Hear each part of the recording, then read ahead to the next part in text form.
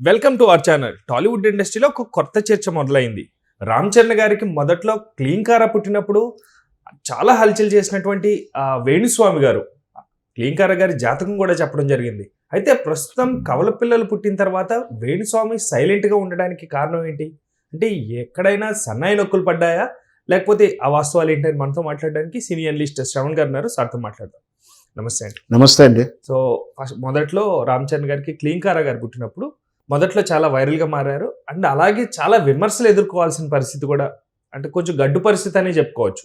అయితే ఇప్పుడు రీసెంట్గా రామ్ చరణ్ గారికి కవల పిల్లలు జన్మించడం, ఇప్పుడు వేణుస్వామి గారు స్పందిస్తారు అని, ఎందుకంటే ప్రేక్షకులు కానీ అభిమానులు కానీ ఏది మర్చిపోరు.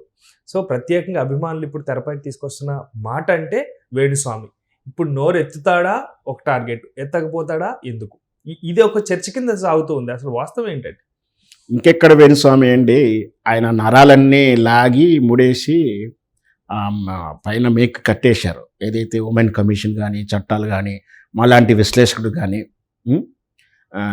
ఆయన ఇంకోటి ఏంటంటే జ్ఞానోదయం అయిందని నేను భావిస్తున్నాను, బుద్ధి తెచ్చుకున్నాడని భావిస్తాను. కానీ ఆయన నమ్మకూడదు. ఎందుకు నమ్మకూడదు అంటే ఒకసారి మూతి పెట్టి వాసన చూస్తానికి వచ్చి ఎంత తరిమి రాయితీ కొట్టినా మళ్ళీ వెనక్కి వస్తూనే ఉంటుంది, బుద్ధి మారదు. అట్లాగే ఈయన నేను సెలబ్రిటీ జాతకాలు చెప్పను అవి చెప్పను అనుకుంటా డైరెక్ట్గానో ఇండైరెక్ట్గానో ఏదో ఒకటి చెప్తానే ఉండు. మనం ఈ మధ్య వేదికలు వెక్కడం, ఇంటర్వ్యూలో పేరున్ననో లేకపోతే అదేదో ఆయన ప్యారడీ అకౌంట్ మీద కొన్ని లీకులు ఇవ్వడాలు ఇవన్నీ చూస్తూనే ఉన్నాం.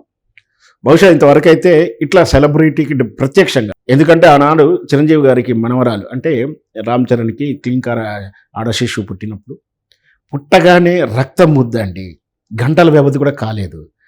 ఆ అమ్మాయి పాప ఈ కుండలాలని జాతకాలని బోర్డు మీద కూసి ఎవడు అడిగిండని వాడు చెప్పాడో నాకు అర్థం కావట్లేదు. ఆయన చెప్పడం కానీ చెప్పిన దాన్ని టెలికాస్ట్ చేసినటువంటి ఒక మూర్ఖులకు కానీ కామన్ సెన్స్ లేదేమో అనిపించింది. ఎందుకంటే ఒక రక్తం ముద్ద మీద పుట్టగానే జాతకం పేరు మీద హననం చేయడం వాళ్ళకి ఏదో జరుగుతుందని. అందుకే ఆ రోజు కూడా చెప్పాను, ఫస్ట్ ఆఫ్ ఆల్ ఏంటంటే ఒకరి జాతకాన్ని బహిరంగంగా పరచడం అనేది ధర్మశాస్త్రంలో కానీ జ్యోతిష్ శాస్త్రంలో కానీ జాతకాలు చెప్పే విషయాలు కానీ ఏ పండితుడు ఒప్పుకోడు, ఆ శాస్త్రాలు కూడా ఒప్పుకో. నువ్వు వెళ్ళినా కూడా అంటే మనం వెనకటి తరం చూపించుకున్నప్పుడు చెప్తూ ఉంటాం, నాన్నలో తాతలో రాయిస్తున్నప్పుడు కూడా వాళ్ళకు కూడా రాసిన ఆయన క్లియర్గా చెప్పాడు, ఒక ప్రమాదం ఉంది, ఒక గండం ఉంది, కొంచెం తొలగించుకోవాలి, జాగ్రత్త పట్టుకోండి. బంధువులతో ఇబ్బంది వస్తుంది అయితే దగ్గర బంధువులతో జాగ్రత్తగా వ్యవహరించండి. వాహనంతో ఇబ్బంది ఉంటుంది, వాహనం వస్తున్నప్పుడు జాగ్రత్త ఇట్లా ఇండైరెక్ట్గానే చెప్తారు. కానీ ఇట్లా పోతావు, ఇట్లా సంకనాగిపోతాడు, ఇవన్నీ వస్తాయి, విడాకులు వెళ్ళిపోతాడు, ఇట్లా ఎవరో చెప్పరు. వైవాహిక జీవితంలో ఒడిదొడుకులు వండుకుంటాడు అని చెప్తారు. సహజం కదండి అవి. అట్లా చెప్పేవాళ్ళ మహా మేధావులు శాస్త్రాన్ని అవశోభన బట్టి జాతకాన్ని పట్టుకోగలగాలి.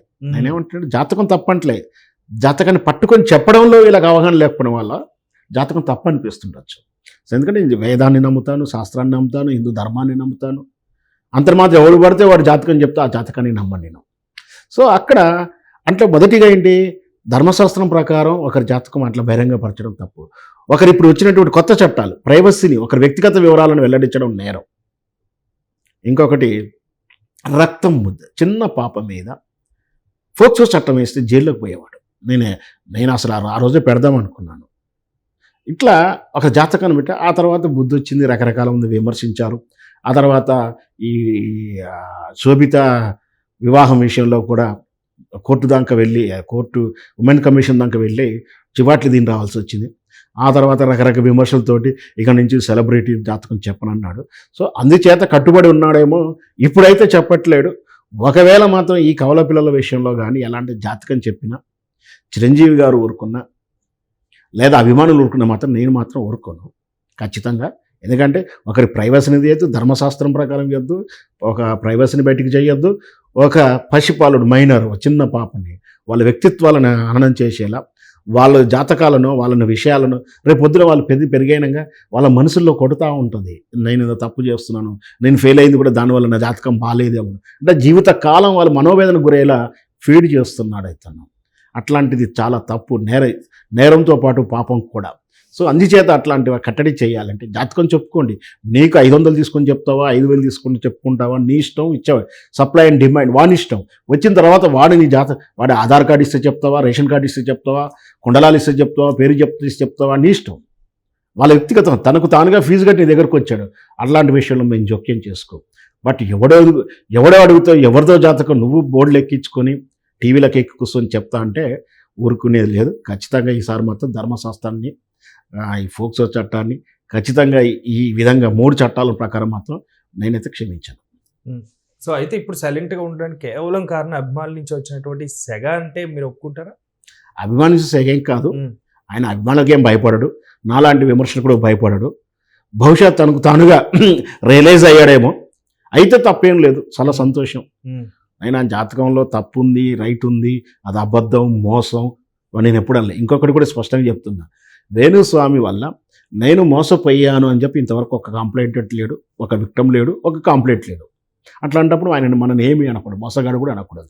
ఆయన జాతకం చెప్తున్నాడు, 10 చెప్తాడు, 4 కరెక్ట్ వచ్చి ఉండొచ్చు, 10 మందికి చెప్తాడు, 4 కరెక్ట్ అవుతుండొచ్చు. మనది ఆయన కరెక్టా తప్పని నాకు నేను లోతులోకి వెళ్ళదలుచుకోలేదు. ఖచ్చితంగా ఆయన కట్టుబడి ఉన్నాడు చెప్పనని. అదేవిధంగా ఉంటే నేను స్వాగతిస్తాం.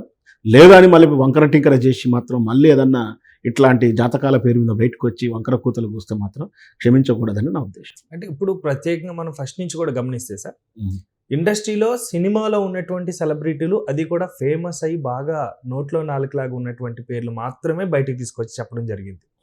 అంటే ఇంకొక ప్రశ్న కూడా మనకు వినిపిస్తూ ఉంటుంది ప్రేక్షకుల నుంచి. సో చాలామంది ఇండస్ట్రియలిస్టులు ఉన్నారు, వాళ్ళ దగ్గర కూడా చాలా డబ్బు ఉంది. అంటే కేవలం ఫేమస్సే ఆయన పాయింటా, లేకపోతే? ఖచ్చితంగా ఆయన ఓపెన్గా చాలా డిబేట్లో రకరకాలుగా మాట్లాడి చెప్పాడు. నేను పబ్లిసిటీ నాకు కావాలి, ఆయన పబ్లిసిటీ ఇంకో ఆయన చెప్తావు నువ్వు చూస్తావా, ఆయన చెప్తేనే చూస్తావు, నేనేం పబ్లిసిటీ నాకు ఇష్టం లేదంటాడు. మళ్ళీ రకరకాల, అంటే ఒక్కొక్క ఛానల్లో ఒక సందర్భం బట్టి ఒక రకంగా మాట్లాడాడు. ఆయన అంటే స్పష్టమైన అభిప్రాయంతో ఏం లేడు. సరే, ఎవరైనా ఆయనది ఒక వ్యాపారానికి పబ్లిసిటీ, ప్రమోషను, దానికి ఫ్యాక్టర్స్ అవసరం ఆయనకు. ఆయన ఎలాగైనా క్రియేట్ చేసుకోండి, నేను తప్పంటలేను. అదే చెప్తున్నా, భారతీయ చట్టాల ప్రకారం వ్యాపారం చేస్తున్నాడు, వ్యాపారానికి ట్యాక్స్ కడతాడు. భారతీయ చట్ట ప్రకారం ఆయనకు లైసెన్స్ కావాలంటే ఇచ్చి ఉంటాడు. అవి లైసెన్స్ ఉందా లేదని కన్సర్న్ డిపార్ట్మెంట్ చూసుకుంటుంది. బట్ మాట్లాడే దాంట్లో ఎలాంటివి ఉన్నాయో మాత్రం మన అలాంటి విశ్లేషకులు కానీ విమర్శలు కానీ చూస్తాము. ఖచ్చితంగా ఆయన ఇదే విధంగా కట్టుబడి ఉంటే మాత్రం స్వాగతిద్దాం. మళ్ళీ కాదని చెప్పి ఏదైనా చేస్తే మాత్రం ఖచ్చితంగా మళ్ళీ మేము విమర్శిస్తూనే ఉంటాం, తగిన చర్యలు తీసుకుంటానికి అయితే సిద్ధంగానే ఉంటాం. అంటే మీరు కేవలం చెప్పే ఒక సెంటెన్స్ ఏంటంటే విశ్లేషణ చేయొచ్చు, లేకపోతే దాని గురించి వివరించవచ్చు, కానీ విషయం కక్కొద్దని అంటారు. విషయం ఏంటంటలేను, ఒకరి ప్రమేయం లేకుండా వారి వ్యక్తిత్వాన్ని నువ్వు బహిరంగపరచకూడదు. అందులో ఒకవేళ వాళ్ళు మైనర్స్ అయితే ఫోక్సో చట్టం అప్లికేబుల్ ఉంటుంది. పెద్దవాళ్ళు చెప్పుకోండి, మెజర్మెంట్ చెప్పాడుకోండి, ఓన్లీ వాళ్ళ వ్యక్తిగత విషయం ప్రైవసీని బయట పెట్టామని ఒక్క కేసు మాత్రమే పెట్టగలుగుతారు. మైనర్ మాత్రం ఖచ్చితంగా ఫోక్సో చట్టం ఉంటుంది. అది మాత్రం నేను చెప్పదలుచుకున్నాను. ఆయన చట్టాల ప్రకారం ట్యాక్స్ కట్టాడా కట్టలేదా ట్యాక్స్ డిపార్ట్మెంట్ చూసుకుంటుంది. లైసెన్స్ తీసుకున్నాడా తీసుకోలేదా చూస్తుంది. తప్పు చెప్పాడా అబద్ధం చెప్పాడంటే డబ్బు కట్టి తీసుకున్నాడు వాడు చూసుకుంటాడు. డబ్బు కట్టి ఆయన వెళ్తున్నాడు, మంచి చెప్తే నమ్మినాడా, నచ్చిందంటే మళ్ళీ ఇంకోసారి పోతాడు, నచ్చలేదంటే వెళ్ళి ఇంకో కాడికి పోతాడు. అది వాళ్ళ వ్యక్తిగతం. ఎందుకంటే వాళ్ళు డబ్బులు కట్టి వినా, ఒకవేళ మేము నష్టపోయాము, మోసపోయాము, మాకు అన్యాయం జరిగిందని వాడు బయటకు వచ్చి వాడు కంప్లైంట్ ఇస్తేనో, కంప్లైంట్లోంటి పారదర్శకను బట్టి మనం ఏమైనా మాట్లాడగలుగుతాం. కానీ ఓవరాల్గా ఏం చూడకుంటే జనరలైజ్గా చేసి ఆయన ఏం విమర్శించలేము. Thank you sir, thank you so much.